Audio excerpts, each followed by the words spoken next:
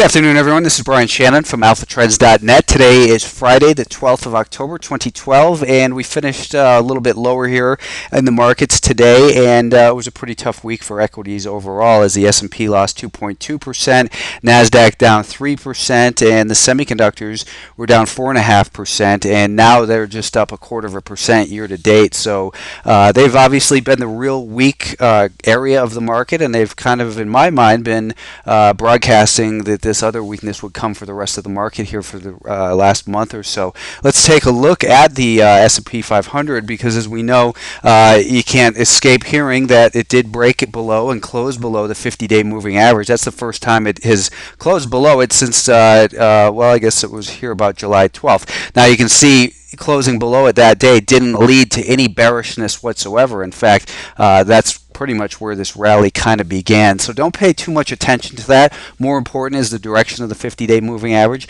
I don't think, as I always mention, that you want to buy at the 50-day moving average. What it does, though, is tells us we want to take a look at the action a little bit closer on shorter term time frames to look for evidence that buyers have actually gained control. And we don't have that evidence. We have the market below a declining 5-day moving average here. Let's take a look actually at a 30-minute time frame. So we see here that the week started out with a little gap lower, kind of sideways, and then we got hurt pretty badly, and we did take out the lows from I guess this was September 26th. Now I was putting on Alpha Trends the scenario that I was hoping would happen, which was that we would maybe get a gap lower today, take out this low, and then begin a turnaround. You can see that actually on Alpha Trends that I've been talking about that 50-day moving average here on the free site here the last couple days. And by the way, just as a heads up, there's 2 weeks left to this special sale for $399 for Alpha Trends Premium for a year. You get a chat room every single day that I'm in there answering questions. You get 2 videos per day and webinars every other week and a lot of interaction. So check that out. The link is on the site. Back to the S&P 500 though, we had a lower highs and lower lows below a declining 5-day moving average. Now today we saw that, let's just put in perspective with yesterday as well using a 2-day chart. We got up to the 2-day volume weighted average price, found resistance, and broke down, and all the way down and almost to the penny touched daily S2. This is one of those technical tools that not everyone uses, but again, it's not a buy signal when it touches there, but oftentimes it's a great place to cover part of a short, or daily R2 is a great place to exit a little bit of a long position. So the markets do follow these technical indicators, especially when people are looking for that support. They figure, well, we broke the 50-day moving average. Now what do we have to hang on to? And it found a little bit of support there, but we maintained below the declining volume weighted average price for the session. We got a little bounce at the end of the day, but still it was a bearish week. We finished obviously with this pattern still intact of lower highs and lower lows below a declining 5-day moving average, and that puts the intermediate term trend as down basically, with guilty till proven innocent. And we're going to need to get back up above this little prior band of support. So I would say that basically this band of prior support, which is now so far acting as resistance, is about 143 to 143.5. We're going to have to at least get back above there. Until we do so, this is pretty cautionary, and we want to say that you don't want to be taking chances until at least it gets back up above that level. But we've still got a declining 5, 10, 20-day moving average to contend with. So it tells me that perhaps this market is in need of a little bit further correction through time. Maybe not price, but at least through time. The NASDAQ, as we know, had a rough week as well. It broke this support here at 67.5, and what we're looking at is actually Fibonacci here, and again showing the importance of some of these what some people consider well, I consider them secondary technical tools for sure. Even volume is secondary, but because only price pays. But from the June lows to the September high here, we have now retraced exactly 38.2%. That doesn't mean, again, that that's a buy point. These are technical levels, moving averages, Fibonacci areas, volume weighted average prices, pivots. These are all things that tell us it's time to take a closer look at the action on a shorter term time frame and say, is there evidence that this 38.2% retracement is where the buyers are showing up? So we drill down to a 10-minute time frame, and we can see here that we're not seeing that evidence. We have lower highs and lower lows until we can get at least above 67.50. That's a level that was important this week. But even a little bit further out than that, you've got this 68 level that we broke this week. So 67.50, maybe we get a bounce up to 68, but then we have to contend with this prior level of support, which has the opportunity to act as resistance. So when we back it up to the daily time frame, it says we've closed below that 50-day moving average 4 days now. And again, the 50-day moving average is rising, so we want to look for a bounce, but the evidence just isn't there yet. And then when we combine it with the shorter term time frame analysis, we say, well, where does it have the potential to bounce to? Does it look like it's got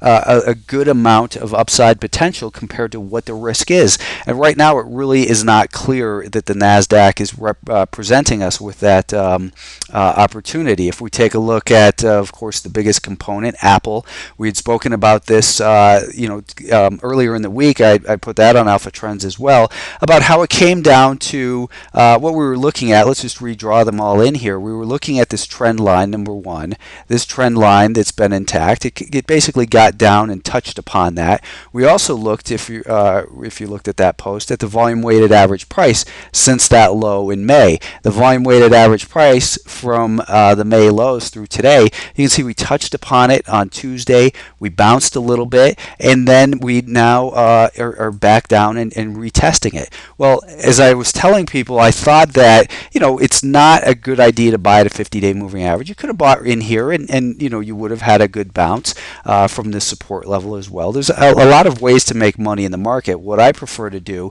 is look for what I consider to be the lowest risk, highest probability trades, where we have a few technical things coming together, whether they are Fibonacci coming together, and I drew some of these in here on Apple, and we went beyond the 38.2% retracement. A 50% retracement is still reasonable for us to get down to 614, because if you look at it, we remain below a declining 5-day moving average. This is a 30-minute time frame.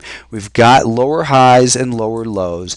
What could have saved it over here would have been maybe a higher low and then to break out beyond 680. That, of course, didn't happen. Instead, this attempted rally failed, and we have continued lower highs and lower lows. I know there's a lot of people attempting to pick the low in Apple, and we got up on Thursday just below that declining 5-day moving average. It gapped up to that level and then continued to sell off. So it seems to me as though Apple's going to need to take out this low. Maybe we get a little panicky flush below this low, and then the stock can turn around a little bit. Obviously, there's a lot of appeal to trading Apple because it gets big movement, and there was a decent bounce even in here. I mean, if you hit the lows to in here, but the question is, was it a high probability trade? In my mind, it wasn't. It wasn't a suitable trade for me and what I consider to be a reasonable amount of risk relative to the perceived reward. And I still don't think that it's there for Apple, which of course is weighing on that NASDAQ. The Russell 2000 did break some important levels this week as well. Let's take a look at the 30-minute time frame, because this was our prior band of support at 83 to 83 and a half, basically 83 to 83.40, and we broke that with conviction over here. We gapped up, and where did we find resistance? Well, right at the 5-day moving average and that prior band of support in here, and then it continued to sell off. So as I was telling subscribers on I guess it was Wednesday, I said if we get beyond this $82.80 level, maybe we could get a bounce, but to where? Maybe 83.50. It's not a big probability. There's not a lot of reward potential, especially when we gapped up and then ran up to it and then began to sell off right at that declining 5-day moving average and this prior level of support. So you have to ask yourself, who are the people that are buying here? Because you have to say, where did it come from? It was up good that day, and where did it have the potential to go to until it ran into a likely source of supply? And we were right there with this prior support and the declining 5-day moving average. If we take a look at the 2-day chart, you can see that initially, we got back above the VWAP, so that's often a very good purchase price after a gap higher. But then as it broke back below the VWAP and then broke the low of the day, it was inexcusable, in my opinion, to continue to hold long. And today we were looking at the potential for 82 to act as support. That's been, let's clear this up in here. 82 has been at a level we've been kind of focused on as potential support in this 82 to 82 and a quarter area. And it got down to there, but again, do we have the evidence of a real turn? I mean, we got a very short-term bounce in here, but up to where? Up to the lows from Wednesday, really. And it just remains unconvincing that that this market is ready to rally. Here we stayed below that volume-weighted average price the entire session, which said the odds weren't there for even a day trade on the long side. Now, the other level that I've been talking about is this 50%. Well, we've got two interesting things that line up here with Fibonacci. If you take a look at the lows from June to the recent highs, a 38.2% retracement gets us right down here to about $81.63. If you take a look at from these lows right here, if we go Fibonacci and we draw the lines from the August lows up to the recent high, well, you can see the 50% retracement gets us at 81.65. So, in other words, it's a 38.2% retracement of the move from these lows in June, where it's also a 50% retracement of the move from these lows. So, maybe that has some bearing upon the way it acts in this 65-cent area. That's kind of the neckline of our inverted head and shoulders pattern we'd spoken about. And let's just revisit that inverted head and shoulders pattern and how we spoke about it and why it's dangerous to just say, okay, hey, it broke the neckline, it made a higher high, now we're going to look for the height of this pattern to be met. You just can't, buy it here, put your stop, and then expect it to go higher. You have to manage risk and say, well, if this pattern of lower highs and lower lows breaks, you got to move to the sideline and lock in your gains and wait for the market to tell you it's time to move in again. Otherwise, you're sitting here and you're back to about break even, and it just doesn't, to me, it doesn't make sense. It's, if you're going to be a swing trader, you have to be able to move to willing to move to the sidelines. And I think a lot of times, again, it's when when this pattern of higher highs and higher lows transitions to lower highs and lower lows below a declining 5-day moving average. So it's not simple. That is technical analysis. It's just simple concepts, and I like to talk about the simple concepts, but I don't want to confuse it with moon phases and all these different oscillators and indicators. We have enough information with price, volume, and some relative I'm sorry, what I'm trying to say is with some moving averages to compare price to. But using multiple time frames allows us to really drill down and say, what are the trends within the trends? And that's how we get to determine when the odds are truly in our favor. And the Russell 2000 is saying the odds are not in our favor for a long side trade. What about the short side? Would you want to sell short here after the market has dropped from 87 down to 82, or about 7-8%, down into this 50-day moving average area and into this prior resistance area? To me, the risk reward doesn't seem to make sense. So, as they say, it's better to be in cash on the sidelines wishing you were in than it is to be in wishing you were out. And I think that a lot of people who are in the market wishing they were kind of out, saying, is it too late to sell? Is this where it bottoms and that sort of thing? And we need just to have some patience, let some of these earnings reports begin to flow in next week and really see how the market absorbs those.